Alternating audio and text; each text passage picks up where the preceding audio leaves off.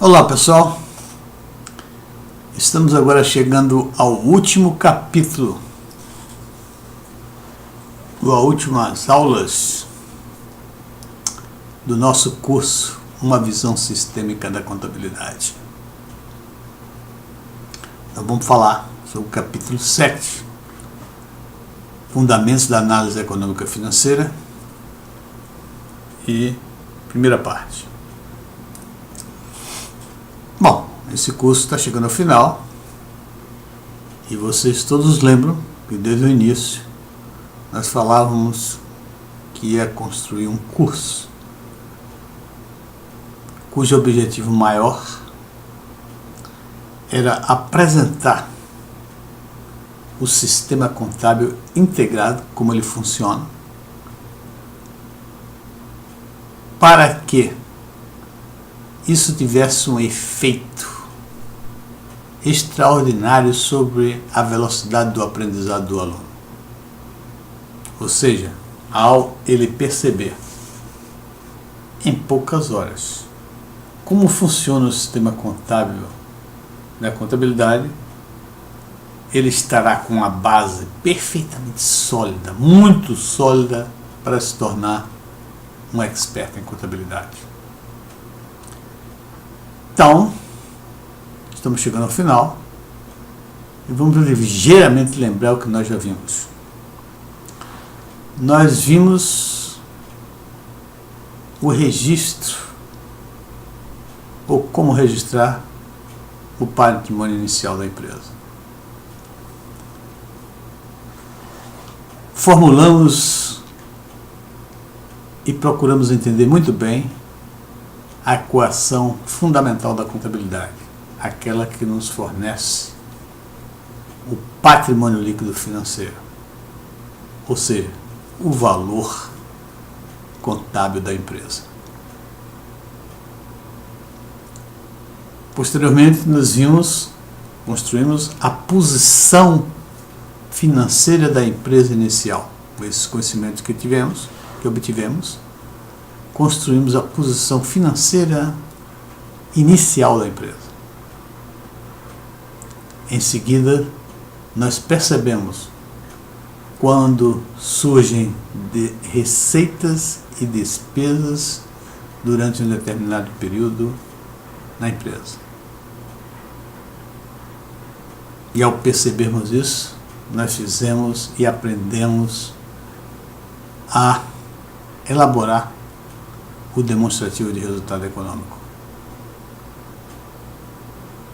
Em seguida, nós apresentamos a posição financeira da empresa final, acompanhada do demonstrativo de resultado econômico, que é o objetivo claro. O demonstrativo de resultado explica a evolução do patrimônio líquido da empresa. É por isso que eles são publicados juntos, a demonstração da posição financeira final com a demonstração do resultado econômico. Ou seja, a explicação da evolução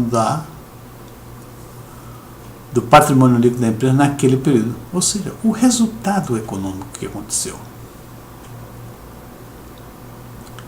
E aí, o que é que nos falta agora para a gente dar mais um salto? Aliás, nós também entendemos e aprendemos a observar, compreendemos totalmente o significado de lucro, que é tão controverso por aí.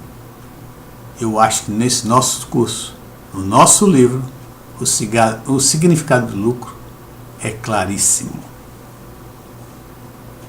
E agora? Agora, nós elaboramos essas demonstrações financeiras. Qual o objetivo de elaborar essas demonstrações financeiras? Na realidade, isso é a linguagem da empresa. São os números movimentados, são as quantias movimentadas, os recursos financeiros que são movimentados dentro da empresa. São registrados nas suas demonstrações financeiras. E nós precisamos analisá-la, interpretá-la. Já que nós sabemos como elas são elaboradas, a análise dela se torna extremamente fácil. Qual o objetivo de nós analisarmos as demonstrações financeiras? Nós temos o objetivo de compreender, entender, ver claramente o desempenho da empresa historicamente. E compreendendo isso, nós poderemos estabelecer as estratégias futuras desta empresa para que ela obtenha o melhor resultado possível. É este o grande objetivo da nossa análise econômico-financeira. Só para econômico-financeira, quando eu falando em análise econômico-financeira, é bom lembrar que a análise financeira a gente faz em cima da posição financeira. E a análise econômica a gente faz sobre as demonstrações, sobre a demonstração dos resultados econômicos. Muito bem. Como nós vimos aqui, a primeira e maior preocupação de um administrador empresarial é liquidez e rentabilidade. A liquidez e rentabilidade, ela precisa ter um equilíbrio perfeito. Porque se o administrador não souber fazer isso, ele pode não desempenhar muito bem e pode, inclusive, atrasar o desenvolvimento da empresa e levar mesmo a empresa a uma bancarrota. A liquidez é muito importante para a empresa. Liquidez a gente pode definir como a capacidade que a empresa tem de pagar os seus compromissos dentro dos prazos negociados. Isso é que é liquidez. Então a empresa tem que ter certeza absoluta que ela vai cumprir com seus compromissos aprazados. E, do outro lado, tem a rentabilidade. A rentabilidade, obviamente, é o resultado econômico. É o resultado das operações financeiras dentro da empresa que fazem com que ela cresça, ela aumente, ela se desenvolva. Portanto, a rentabilidade da empresa é uma medida dos ganhos, dos lucros da empresa historicamente. Bom, o equilíbrio tem que ser perfeito, porque se houver pouca liquidez, a empresa não tem capacidade de cumprir com seus compromissos. E aí existe a tendência do administrador de fazer com que a liquidez da empresa seja um tanto folgada. Mas, por outro lado, se a liquidez da empresa for muito folgada, isto significa, ou poderá significar, que ela está prejudicando a rentabilidade da empresa. Ou seja, se eu tenho muito dinheiro em caixa, por exemplo, eu posso liquidar com compromisso, mais do que os compromissos que eu tenho,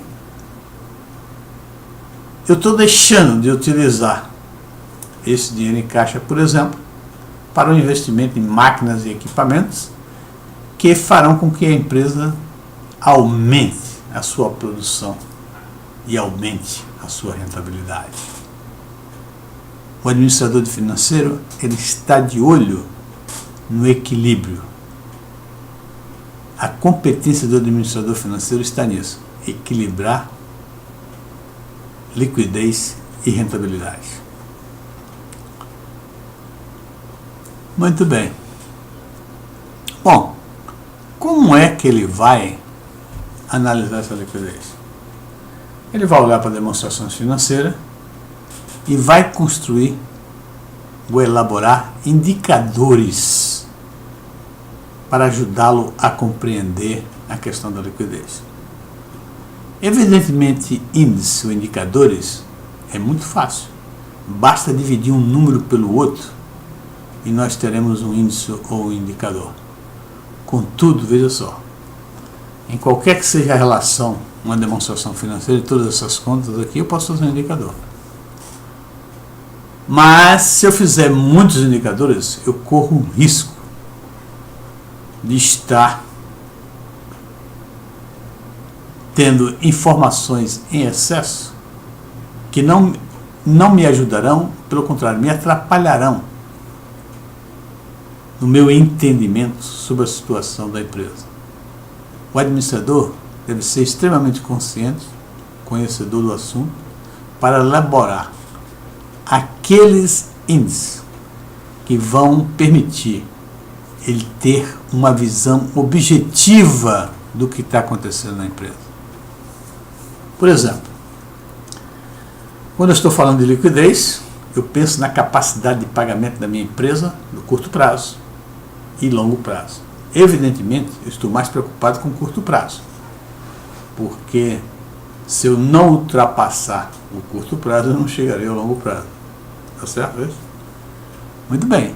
Então, eu vou tentar fazer um indicador que me diga como é que está essa situação. E um dos mais conhecidos indicadores de liquidez é o de liquidez corrente.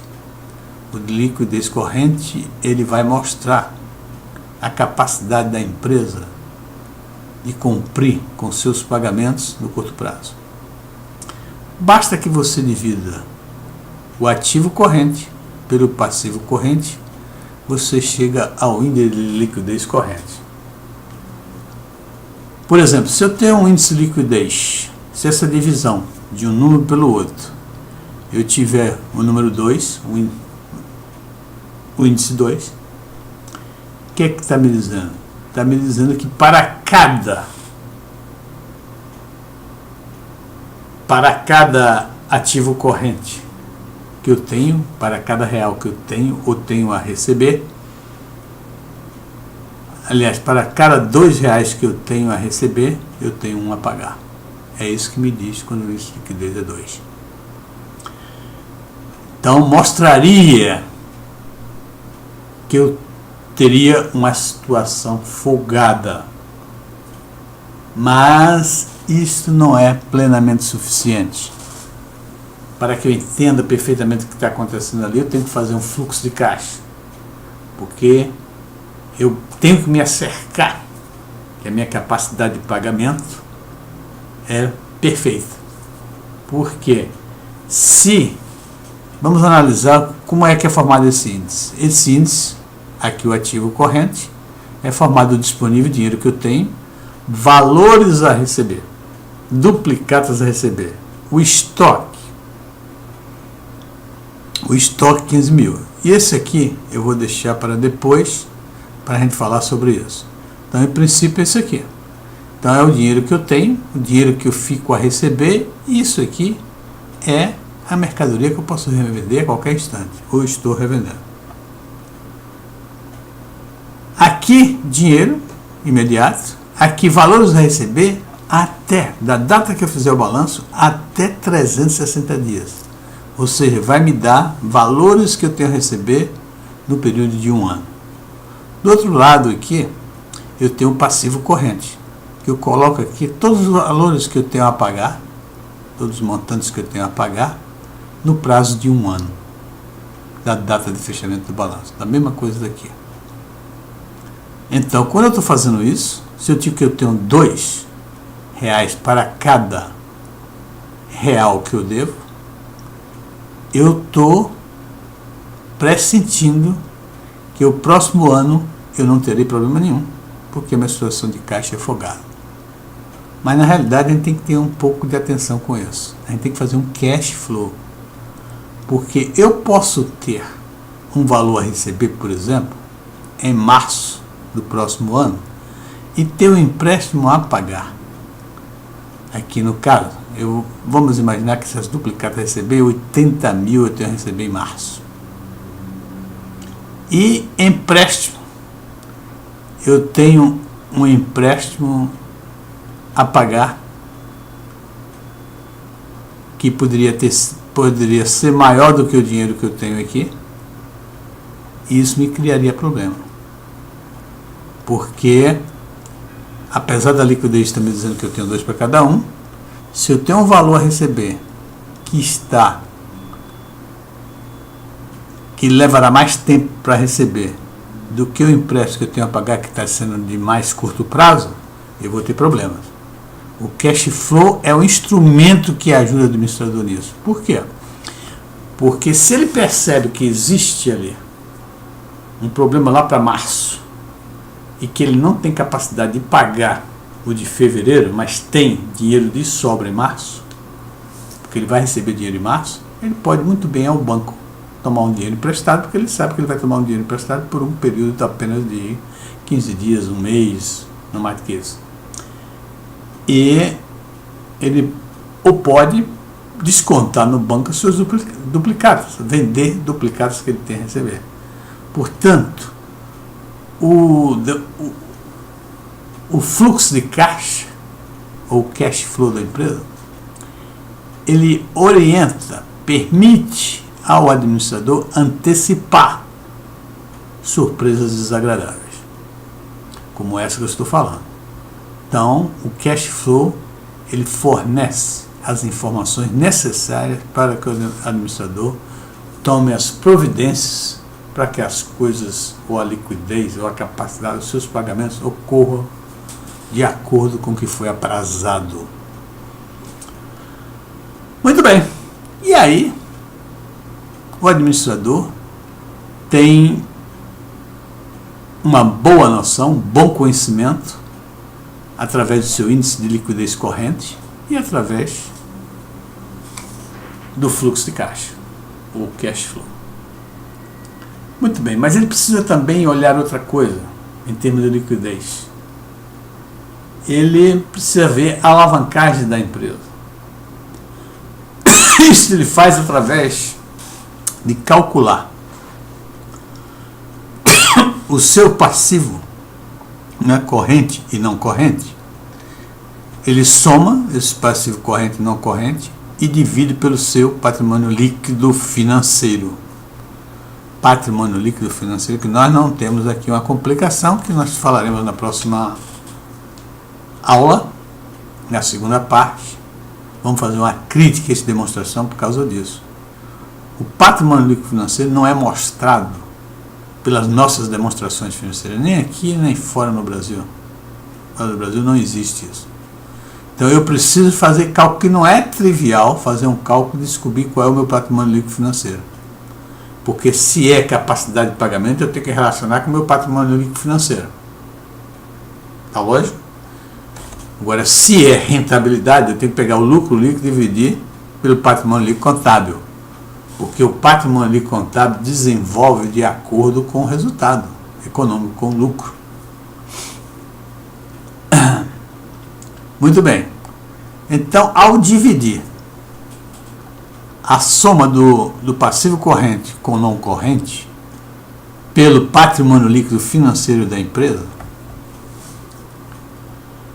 se houver, por exemplo, um índice 2, isso significa que a empresa está usando o dobro de recursos, está usando recursos de terceiros, que é o dobro dos recursos próprios, porque ela está dividindo o passivo corrente e o não corrente sobre o seu patrimônio líquido financeiro. Então, se é 2, significa que ela tem 2 vezes recursos de terceiros, tem 2 vezes ao patrimônio líquido financeiro dela. Bom, qual é o objetivo disso? Um dos objetivos disso é observar a rentabilidade da empresa. Isso é uma alavancagem financeira, quando eu tenho 2 vezes mais recurso terceiro que é próprio. Eu estou alavancando, chama-se isso alavancagem financeira. Isso é bom ou ruim? Depende da taxa de juros do mercado. Se nessa alavancagem, que eu tenho 2 vezes recurso de terceiro, eu estou pagando uma taxa de juros média inferior à taxa de rentabilidade da própria empresa, eu estou me beneficiando, porque eu estou aumentando o lucro da empresa através dessa alavancagem financeira. Eu pago um juros menor emprestados e estou aplicando dentro da empresa, que me dá uma rentabilidade maior do que os juros que eu estou pagando. É feito isso? Agora, se realmente você estiver no mercado ou numa conjuntura desfavorável, isso pode reduzir bastante seu lucro, inclusive transformar lucro em prejuízo. Se você estiver pagando uma taxa de juros muito alta, como é que acontece no Brasil atualmente? Atualmente não. O Brasil tem mais de 20 anos, tem taxa de juros, as maiores taxas de juros do mundo. Então, se a sua empresa não tiver uma rentabilidade que seja superior a essa taxa, ou se a rentabilidade for inferior a essa taxa de juros, evidentemente, ela está se alimentando dos lucros da empresa. Como assim? Olha, minha empresa está tendo uma aplicação de uma rentabilidade, vamos dizer, de 5%. O recurso que eu ponho da minha empresa, ou seja, todo o recurso dela, recurso de terceiro e recurso próprio, eu estou aplicando na minha empresa. Se ela me dá uma rentabilidade de 5% ao ano, e a taxa de juro médio que eu estou pagando pelo recurso terceiro é 8%, significa que a empresa está aplicando recursos de terceiros,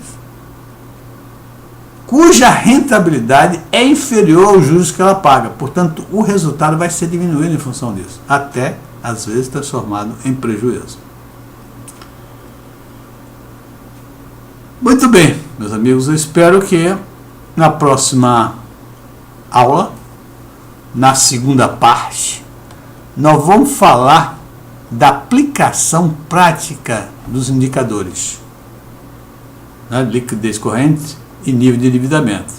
E vamos também apresentar uma análise crítica da demonstração da posição financeira que hoje estão sendo utilizadas de acordo com a Lei 11.638, que em relação a isso não modificou, os erros que vêm da Lei 6.404, continua praticamente com os mesmos erros. Faremos uma análise disso e apresentaremos sugestões de como as demonstrações financeiras deveriam ser elaboradas para que elas sejam claras, para que elas sejam justas, para que elas sejam fáceis de ser compreendidas, fáceis de ser elaboradas. Enfim, vamos sugerir algo que seja muito mais apropriado para uma análise da empresa, um entendimento do desempenho da empresa, enfim, da saúde econômica e financeira da empresa. Meus amigos, muito obrigado e até a próxima aula, que será realmente a aula final, que eu cobrirei a segunda parte do capítulo 7, Fundamentos de Análise de Econômica e Financeira, e trataremos dos assuntos que já falamos. Muito obrigado e até a próxima.